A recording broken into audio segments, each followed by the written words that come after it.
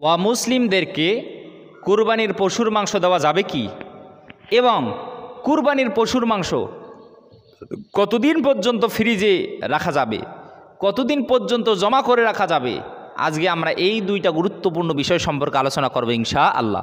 আমাদের সমাজের অনেক মানুষের বন্ধু রয়েছে, বান্ধব রয়েছে যারা অমুসলিম, হিন্দু বলেন, খ্রিস্টান বলেন, বৌদ্ধ বলেন, এরকম থাকতে পারে। বা দেখা যায় যে কুরবানির দিন অনেক বিধর্মীরা তারাও এই মাংস নেওয়ার জন্য আমাদের বাড়িতে আসে। তো অমুসলিমদেরকে কুরবানির মাংস দেওয়া যাবে কি যাবে না? অমুসলিমদেরকে কুরবানির মাংস দেওয়া যাবে, এতে কি হবে না, কোনো সমস্যা হবে না, এতে কোনো ক্ষতি নাই। অমুসলিমদেরকে কুরবানির মাংস দিলে এতে কি নাই, কোনো ক্ষতি নেই।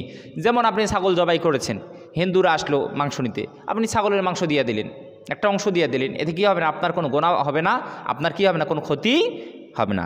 এরপরে হলো কুরবানির মাংস ফ্রিজে কতদিন পর্যন্ত জমা করে রাখা যাবে, ফ্রিজে কতদিন পর্যন্ত রাখা যাবে কুরবানির মাংস। আমার ভাইগণ, বন্ধুগণ আমার, এটি কিন্তু একটি সমসাময়িক বিষয়।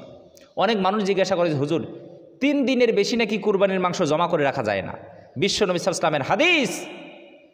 কিন্তু এখন তো দেখা যায় মানুষ বছর কা বছর, আপনার দেখা যায় এখন কুরবানি দিয়েছে, আপনার সামনে বছর কুরবানির আগ পর্যন্ত এই মানুষগুলো কুরবানির মাংস ফ্রিজিং করে রেখে খায়।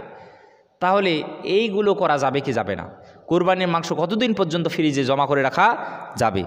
আমার ভাইগণ, বন্ধুগণ আমার, বুখারী শরীফের 5569 নম্বর হাদিস এবং মুসলিম শরীফের 1972 নম্বর হাদিস, আল্লাহর নবী বিশ্ব নবী সাল্লাল্লাহু আলাইহি ওয়াসাল্লাম বলেছেন, তোমরা কুরবানির মাংস খাও, জমা করো এবং দান খয়রাত করো। আল্লাহু আকবার, আল্লাহু আকবার। তাহলে বিশ্ব নবী সাল্লাল্লাহু আলাইহি ওয়াসাল্লাম কী বলেছেন?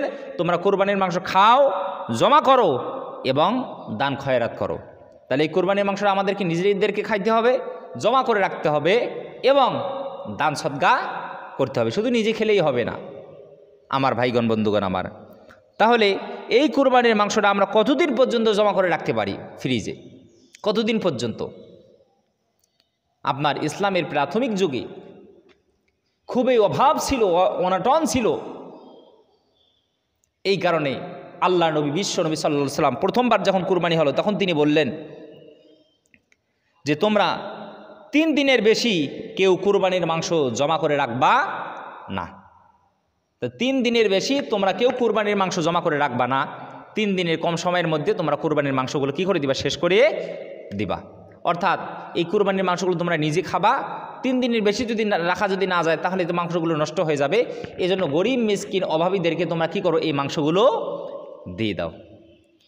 এরপরে পরের বছরের মতো সাহাবা কেরাম রিদওয়ানুল্লাহি আলাইহিম আজমাইন পরের বছর কুরবানি যখন তারা দিবে, বিশ্ব নবী সাল্লাল্লাহু আলাইহি ওয়াসাল্লাম কে এসে বললেন, ইয়া রাসূলুল্লাহ, আমরা কি গত বছরের মতো এবারও কি ওই রকম করবো নাকি, যে গত বছর আমরা 3 দিনের বেশি কুরবানির মাংস রাখি নাই, এই কুরবানির মাংসগুলো আমরা নিজে খেয়েছি এবং গরিব মিসকিন অভাবী যারা ছিল তাদেরকে আমরা দান করে দিয়েছি।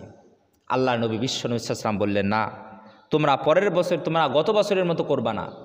গত বছর আমি এজন্য এটা বলেছিলাম কারণ ওই সময় অনেক মানুষ ছিল অভাবী, যারা কুরবানি দিতে পারে নাই, তারাও যেন কুরবানির মাংস যেন একটু পেতে পারে, তারাও যেন খেতে পারে, মানুষের মধ্যে সচ্ছলতা যেন ফিরে আসে, কুরবানির খুশির ঈদ এটা যেন সবার মধ্যে যেন থাকে।